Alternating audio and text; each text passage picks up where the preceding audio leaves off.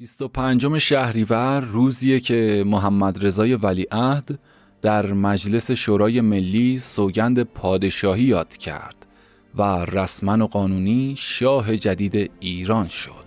اول کوتاه از وضعیت اجتماعی اون روزگار بشنوید و بعد به یکی از سیاست‌های سالهای اولیه پادشاهی محمد رضا شاه میپردازیم.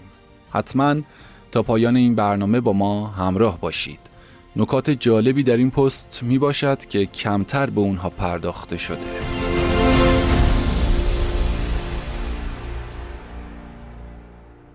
با وقوع جنگ جهانی دوم ایران اعلام بی‌طرفی کرد و حتی برای ندادن بهانه به دست متفقین که در جنگ با آلمان بودن، در چندین مرحله از شمار نیروهای آلمانی در ایران که متفقین اونا رو جاسوس رژیم نازی میخوندن کاهش داد، به طوری که حتی روابط دوستانه هیتلر و رضاشاه به سردی گرایید و کودتایی ضد رضاشاه از سوی آلمانی ها طراحی شد که البته نافرجام موند، ولی بریتانیا که به نفت رایگان ایران برای پیشبرد جنگ نیاز داشت و روسیه که نیازمند دریافت کمک‌های لوجستیکی و لشکرکشی از متفقین بود، با چراغ سبز آمریکا با نقض آشکار بی‌طرفی ایران از روز 3 شهریور 1320 به ایران حمله کردند.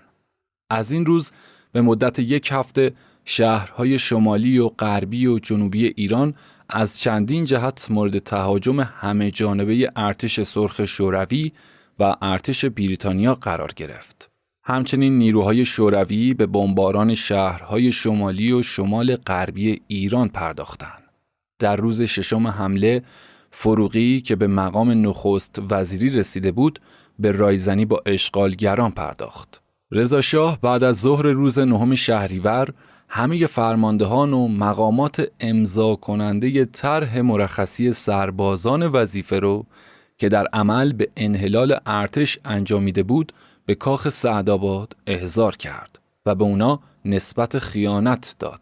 شاه سرلشکر احمد نخجوان یعنی کفیل وزیر جنگ و سرتیپ علی ریاضی رو مسبب این خیانت قلمداد کرد. از این رو به ضرب و شتم اونا پرداخت و پس از خلع درجه اونا رو زندانی کرد. سپس دستور داد ایشان به خاطر این خیانت در دادگاه نظامی محاکمه بشن. رضا شاه بعدش تحت نظر نیروهای بریتانیایی از بندرعباس با کشتی از ایران خارج شد. اول اونو به سمت هند بردن. بعدش به جزیره موریس منتقل شد و بالاخره در آفریقای جنوبی در شهر ژوهانسبورگ تحت نظر قرار گرفت. از لحظه‌ای که محمد رضا شاه جدید در تاریخ 25 شهریور 1320 سوگند پادشاهی یاد کرد، اصلاحات جدیدی توسط دولتیان صورت گرفت که بعضاً نگران کننده بود. مملکت در اشغال کامل متفقین بود. اخباری از قحطی به گوش می رسید و شاه جوان در آغاز پادشاهی خودش می کوشید تا وضعیت رو بهبود ببخشه. شاه برای جلب اعتماد متفقین و همکاری کامل با اونا حتی فرستادن نیروی داوطلب جنگ به اروپا رو پذیرفت و همچنین در برابر بازداشت 50 افسر طرفدار آلمان سکوت کرد. در مقابل انگلیس و شوروی با امضای معاهده همکاری با ایران به طور ضمنی پشتیبانی از خاندان پهلوی رو تضمین کردند و آشکارا متعهد شدند که در عرض 6 ماه پس از پایان جنگ کشور رو ترک کنند. شاه جوان همچنین برای مطمئن ساختن مردم از برنگشتن دیکتاتوری دوره پدر همه زندانیان سیاسی رو بخشید و در چند ماه بعدی بیش از 1250 ناراضی دستگیر شده رو آزاد کرد. از حمایت عاملین که به کشتن زندانیان سیاسی متهم شده بودند خودداری کرد و دستور داد تا زمین‌های وقفی به مؤسسات مذهبی برگردونده بشن. همچنین دانشکده الهیات رو در دانشگاه تهران تأسیس کرد. بسیاری از زمین‌های ارثی رو به دولت واگذار کرد تا در بین مالکان سابق همون زمین‌ها توزیع بشه.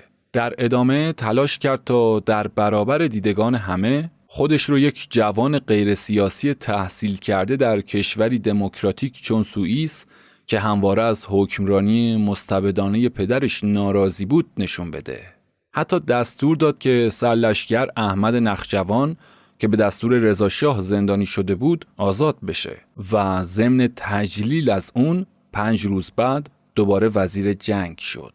سرتیپ علی ریاضی هم که به همون دلیل زندانی شده بود آزاد شد.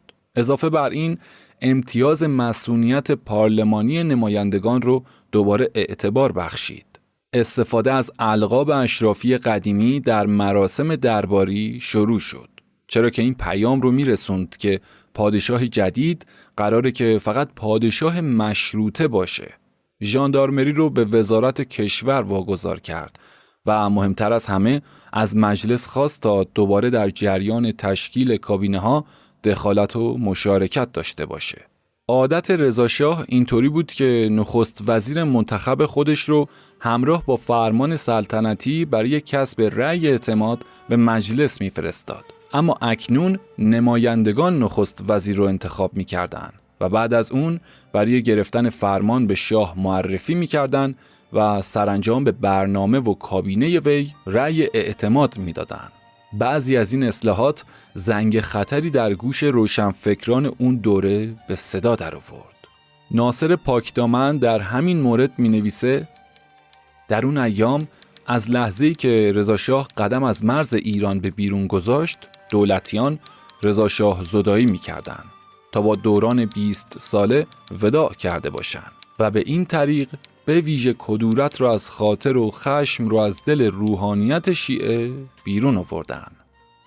جمله‌ای که کسروی از محمد علی فروغی، یعنی از اولین نخست وزیر پس از شهریور 1320 نقل میکنه بسیار پرمعنی است. گویی که در اون سالها راهنمود اصلی سیاست دولتیان همین جمله است که فروغی در نخستین دیدارش با روزنامه‌نگاران به زبان آورده. اون گفت: بله، ما باید از دین هم حمایت کنیم.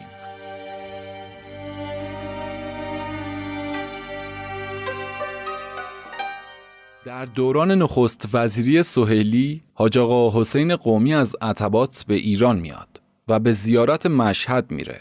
اون که یکی از بزرگان عالم شیعه است و 2 سال بعد پس از مرگ سید ابوالحسن اصفهانی مرجع تقلید شیعیان میشه، از دولت میخواد که چادر زنان رو آزاد کنه، مدارس مختلط رو تعطیل کنه، آموزش شرعیات و فقه رو در برنامه‌های درسی ابتدایی و متوسطه بگنجاند و الی آخر.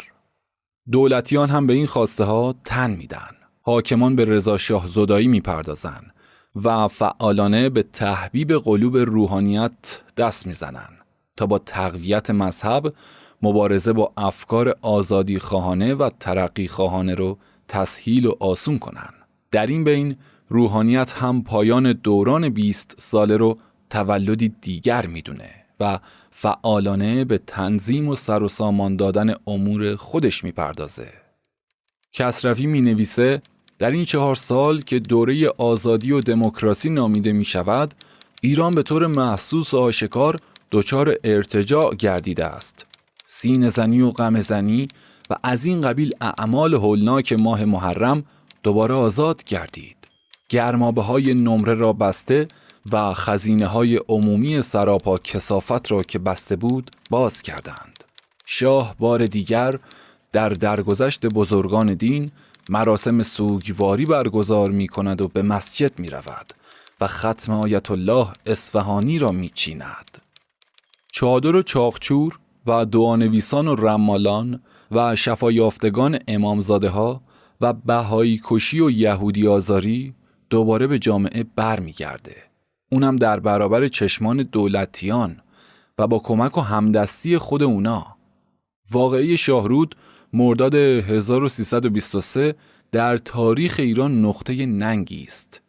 اومدن و کشتن و بردن و غارت کردن. به دستور علی سهیلی یعنی نخست وزیر تدریس شرعیات و عمل به آداب دینی برنامه‌های آموزشی با نظر 1 نفر مجتهد جامع الشرایط اجرا میشه و مکان پسران از دختران در مدارس تفکیک میشه و عقربه‌های زمان رو دوباره به عقب برگردوندن. نمونه ای از رفتار اونا رو در نامه‌ای که ساعد مراغعی یعنی نخست وزیر وقت به یک سید گدایی داده رو مشاهده می‌کنید.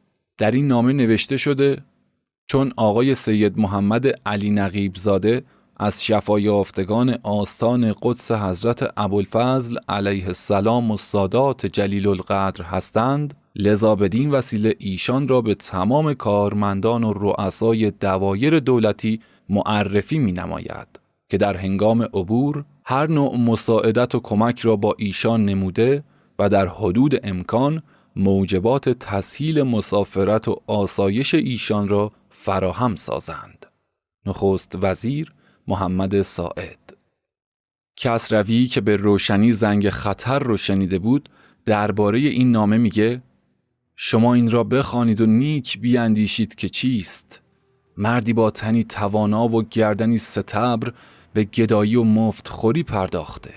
شال سبز به سر میپیچد، سوار اسب میگردد، به شهرها میرود، اداره ها را میگردد و به نام آنکه شفا یافته حضرت عباس است پولها از مردم میگیرد.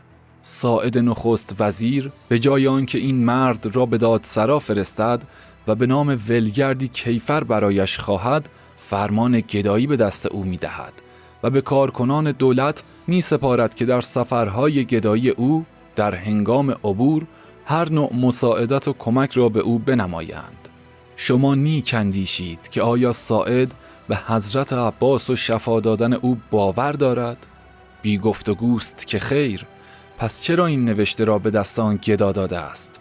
شما مطمئن باشید که ساعد و همدستان او نقشه بسیار بزرگی درباره این کشور دارند و این تنها یکی از خواسته های ایشان است که این کشور پر از گدا و روزخان و درویش و مفتخورهای پست باشد که توده ایران در دیده بیگانگان خار باشد که آن را شایسته آزادی ندانند و همیشه اختیارش را به دست ساعدها و هژیرها بگذارند. ساعد مراغعی تنها نیست، هزارها ساعد مراغعی هست و ما با آنان به نبرد پرداخته ایم. خود در میدان جنگیم و به جان فشانی بسیار نیاز داریم. ما باید از جان خود درگذریم. کسانی که با ما همگامند باید از سختی و گزند نترسند.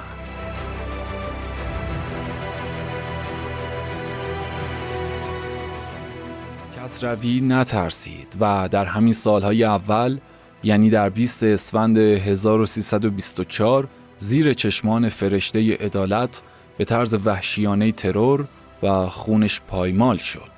سیاست رضا شاه زدایی به هر دلیلی که شروع شد تنها نتیجهش برگردوندن قدرت به روحانیت و دخالت اونا در سیاست و حکومت بود. اما نظر شما در مورد انتقادات احمد کسروی و سیاست‌های دولت در سالهای نخست پادشاهی محمد رضا شاه چیست؟ لایک و کامنت و سیو و بازنشر پست ها که به زحمت تهیه میشن رو فراموش نکنید. سپاسگزارم.